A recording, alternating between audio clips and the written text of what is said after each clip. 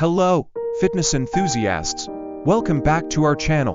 Today, we're diving into the world of workout tips and tricks. First off, remember that consistency is key. It's not about working out every day, but making sure you do something every day that gets your heart pumping. Even a brisk walk can make a difference. Secondly, focus on form and technique before adding weight or intensity. A perfect rep with good form is worth far more than a sloppy one with extra weight. Thirdly, don't be afraid to switch things up. Your body adapts quickly to your routine, so it's important to vary your workouts regularly. Keep things interesting and challenging. Fourthly, rest days or active recovery days are essential. Your muscles need time to repair and grow stronger, so take care of your body by giving it the downtime it needs. Lastly, remember that everyone's journey is unique.